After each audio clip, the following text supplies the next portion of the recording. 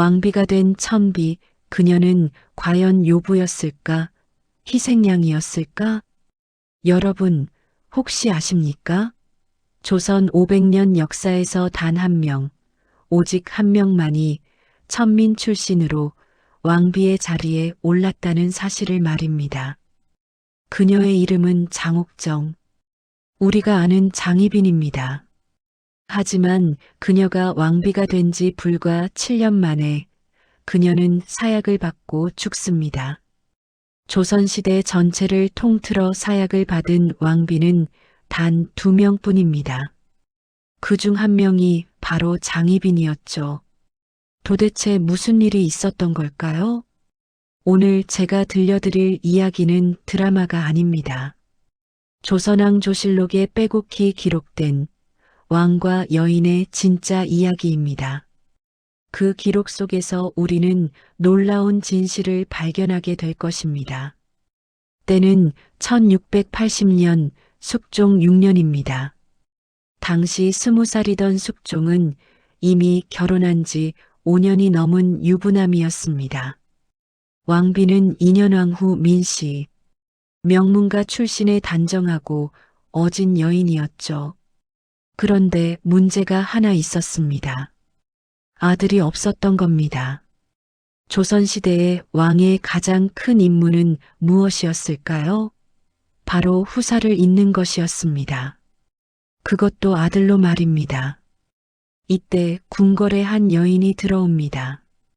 장옥정, 그녀는 역관 장영의 딸이었습니다. 역관이란 통역을 담당하던 중인 계급이죠. 양반도 아니고 그렇다고 평민도 아닌 애매한 신분이었습니다. 조선왕 조실록에는 이렇게 기록되어 있습니다. 장 씨의 용모가 아름답고 총명하여 임금의 총애를 받았다. 처음에 장옥정은 궁녀로 들어왔습니다. 정확히는 인현왕후를 모시는 궁녀였죠. 그런데 숙종의 눈에 띄게 됩니다. 여기서 우리가 주목해야 할 점이 있습니다. 조선왕 조실록은 철저하게 사실만을 기록하는 문서입니다. 그런 실록에서조차 용모가 아름답고 총명하다고 기록했다는 것은 장옥정이 정말로 뛰어난 미모와 지성을 갖췄다는 뜻입니다. 숙종은 그녀에게 빠져들었습니다. 1686년, 숙종 12년. 드디어 장옥정이 아들을 낳습니다. 훗날 경종이 되는 왕자였죠. 실록의 기록입니다. 희빈 장씨가 원자를 낳으니 임금이 크게 기뻐하였다. 생각해 보십시오. 왕비는 6년이 넘도록 아들을 낳지 못했는데 중인 출신의 후궁이 왕자를 낳은 겁니다. 게다가 숙종의 첫 아들이었습니다. 이때부터 장옥정의 운명이 바뀌기 시작합니다. 아들을 낳은 장옥정은 빠르게 승진합니다. 1686년 아들을 낳자마자 수건이 되고 그의 아내 소위로 올랐습니다. 그리고 1688년 마침내 희빈이 됩니다. 여기서 잠깐 조선시대 후궁의 등급을 설명해 드리겠습니다.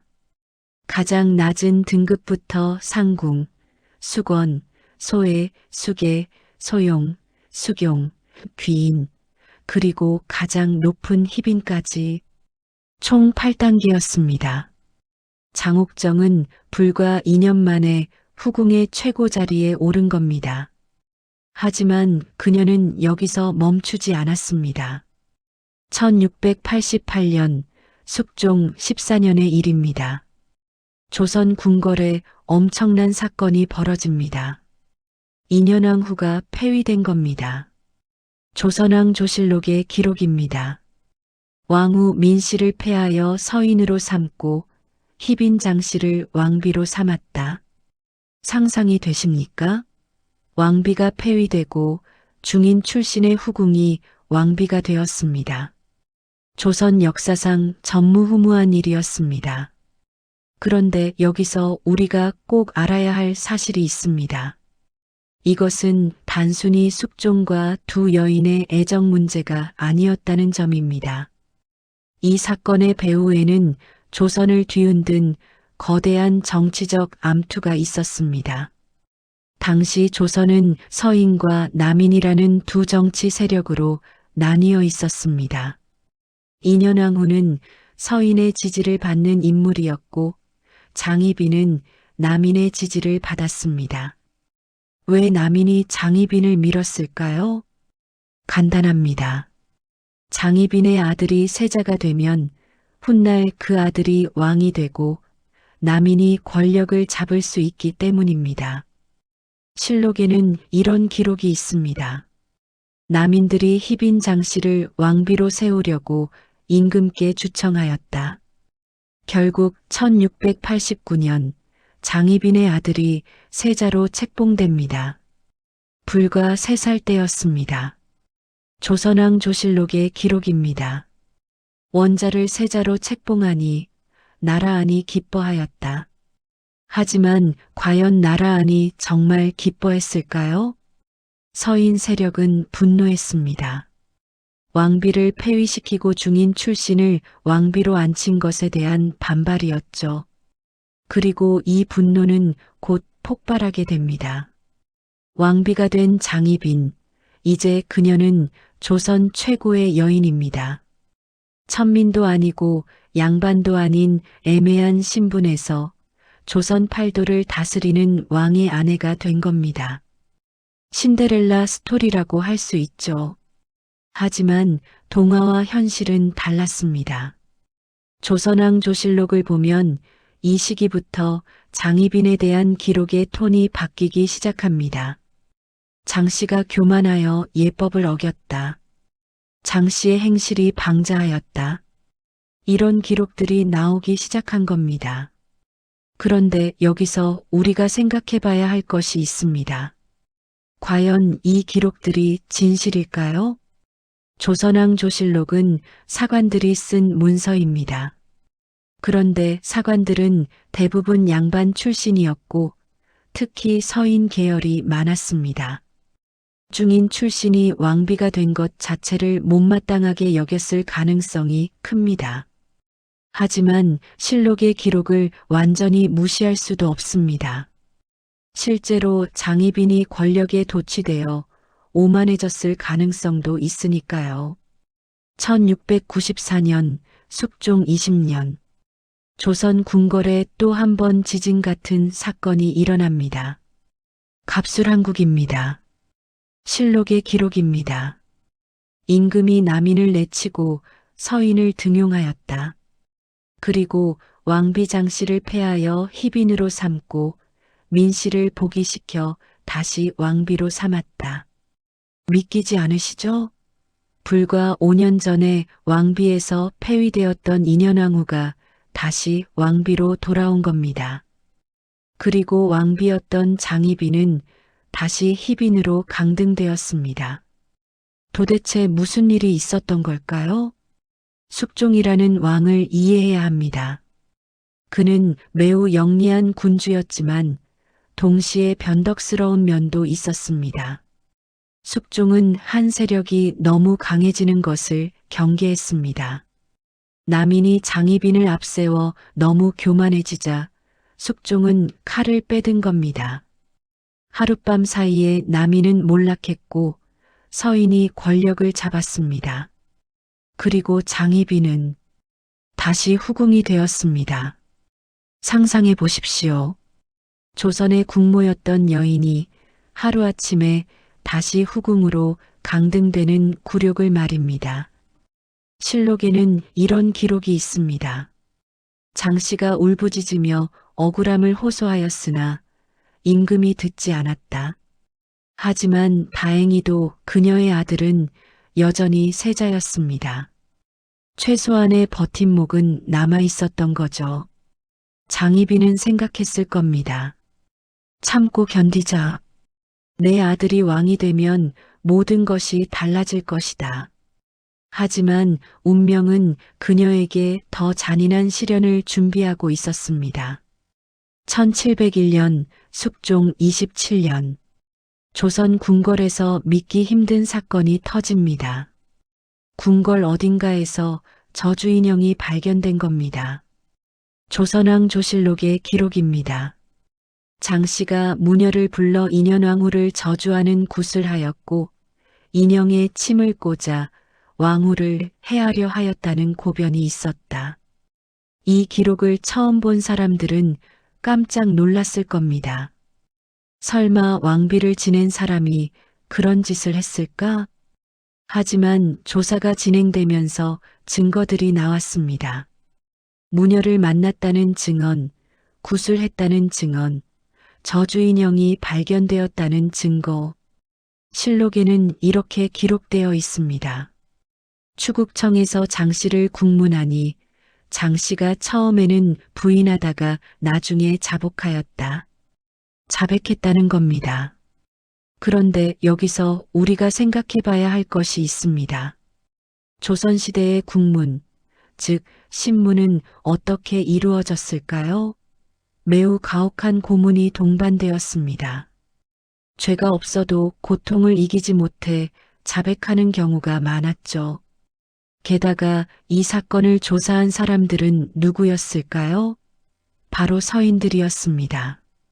장희빈을 미워하는 세력이었죠. 과연 이것이 진실이었을까요? 아니면 조작이었을까요? 우리는 정확히 알 수 없습니다. 다만 실록의 기록을 통해 당시의 상황을 짐작할 뿐입니다. 1701년 8월 인현왕후가 갑자기 병으로 세상을 떠납니다. 아직 34살의 젊은 나이였습니다. 실록의 기록입니다. 왕후가 승하하시니 임금이 통곡하며 슬퍼하였다. 그리고 조정은 발칵 뒤집혔습니다. 장씨의 저주 때문에 왕후가 돌아가셨다. 신하들이 일제히 장희빈을 죽여야 한다고 주장하기 시작했습니다. 조선왕 조실록의 기록입니다. 대신들이 장씨를 사형에 처해야 한다고 주청하였다. 임금이 주저하였으나 신하들의 주청이 거세었다. 숙종은 망설였습니다. 한때 사랑했던 여인이고 무엇보다 세자의 어머니였으니까요. 하지만 신하들의 압박은 거셌습니다. 왕후를 저주한 자를 살려둘 수 없습니다. 나라의 법을 세워야 합니다. 결국 1701년 10월 숙종은 결정을 내립니다. 조선왕 조실록 1701년 10월 10일의 기록입니다. 희빈 장씨에게 사약을 내렸다. 사약. 죄인에게 내리는 독약입니다. 하지만 이것은 일반 죄인에게 내리는 형벌이 아닙니다.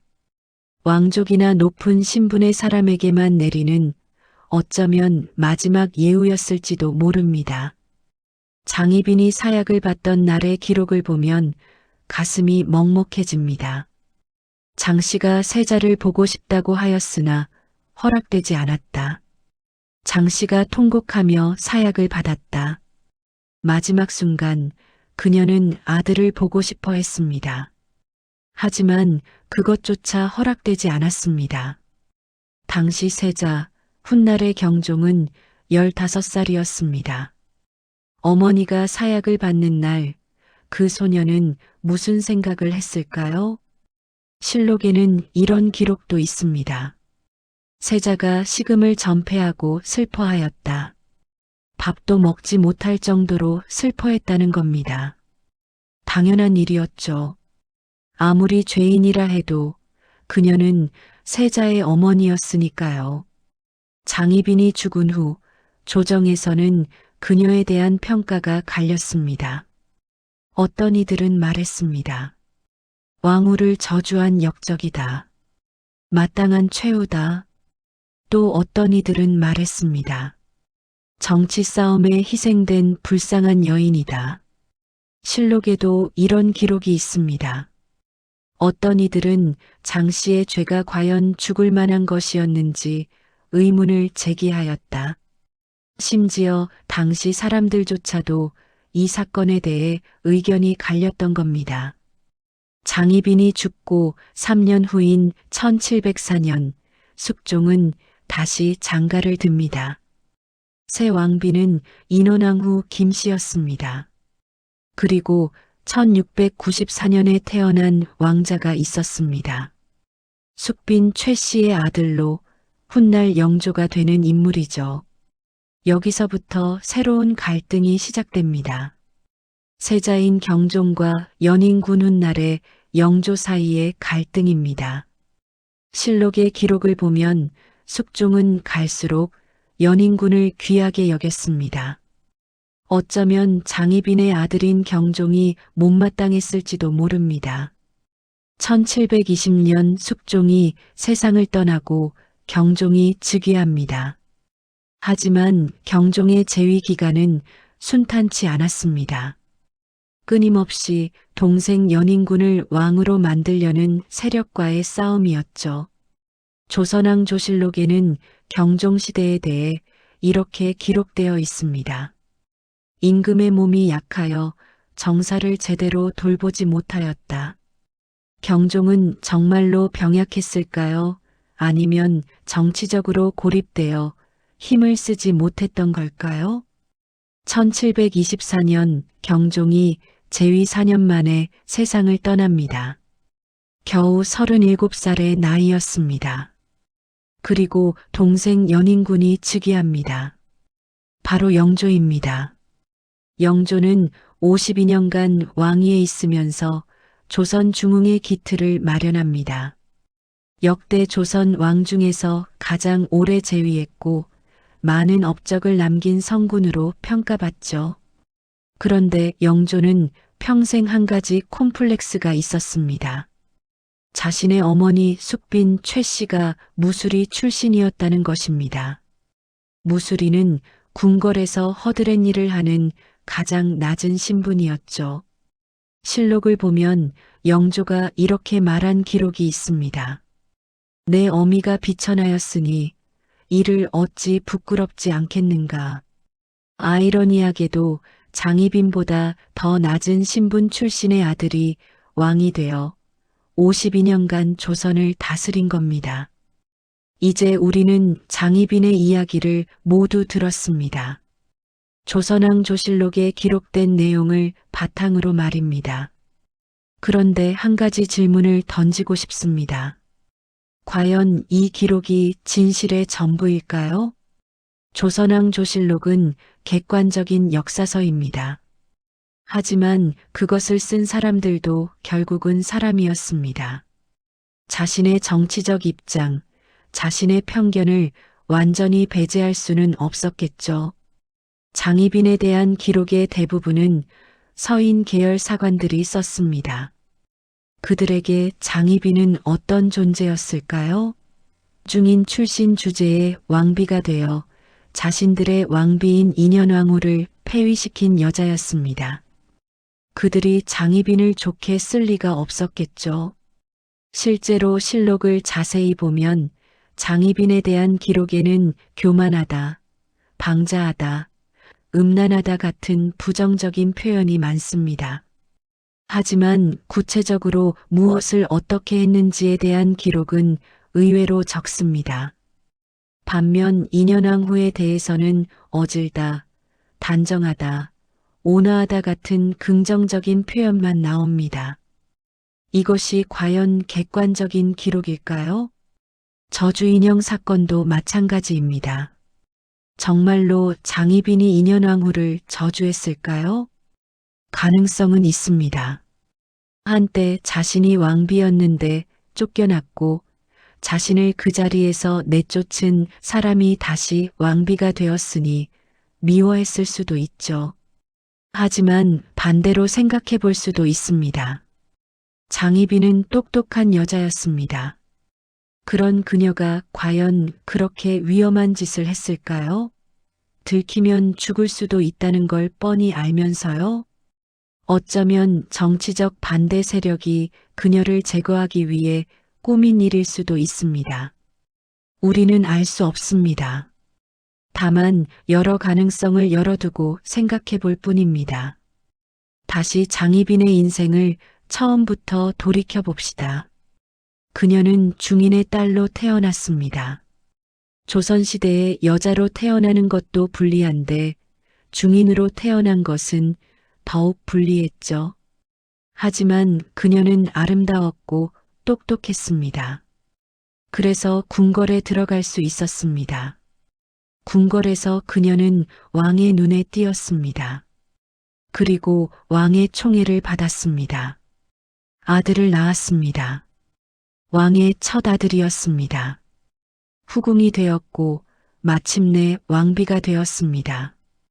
신분의 벽을 뛰어넘은 겁니다. 하지만 5년 만에 다시 후궁으로 강등되었습니다. 그리고 10년 후 사약을 받고 죽었습니다. 이것이 장희빈의 인생입니다. 만약 그녀가 평범한 중인 집안의 딸로 살았다면 어땠을까요? 적당한 남자와 결혼해서 아이를 낳고 조용히 살다가 늙어 죽었겠죠. 하지만 그녀는 왕을 만났고 권력의 맛을 봤습니다. 그리고 그 권력 때문에 죽었습니다. 과연 그녀는 행복했을까요? 아마도 행복한 순간도 있었을 겁니다. 왕의 사랑을 받을 때, 아들을 낳았을 때, 왕비가 되었을 때, 하지만 불행한 순간도 많았을 겁니다. 폐위되었을 때, 저주인형 사건으로 조사받을 때, 그리고 마지막 순간에 아들을 보지 못하고 죽어야 했을 때, 장희빈을 단순히 악녀라고 규정하는 것은 쉽습니다. 실제로 많은 사람들이 그렇게 생각하죠. 하지만 조금만 깊이 생각해 보면 그녀도 한 명의 여자였고 한 명의 어머니였습니다. 권력을 탐했을 수도 있지만 동시에 자신의 아들을 지키고 싶었던 어머니였을 수도 있습니다. 장희빈의 이야기를 들으면서 우리는 조선시대 여성의 삶에 대해서도 생각해 보게 됩니다. 조선은 유교 국가였습니다. 여성의 지위는 매우 낮았죠. 여자는 집에서 아버지를 따르고 시집 가서는 남편을 따르고 남편이 죽으면 아들을 따른다. 이것이 조선시대 여성의 삶이었습니다. 하지만 궁궐의 여인들은 조금 달랐습니다. 특히 왕의 총애를 받는 후궁들은 권력을 가질 수 있었죠. 그런데 그 권력은 온전히 자신의 것이 아니었습니다. 왕의 사랑이 식으면 사라지는 권력이었습니다. 장희빈을 생각해 보십시오. 그녀는 왕비까지 올라갔지만 결국 왕의 결정 하나에 다시 후궁으로 떨어졌습니다. 그리고 신하들의 요청에 따라 죽임을 당했습니다. 자신의 운명을 스스로 결정할 수 없었던 겁니다. 인현왕 후도 마찬가지였습니다. 아무 잘못도 없이 폐위되었다가 다시 복이 되었죠. 그녀 역시 자신의 운명을 결정할 수 없었습니다.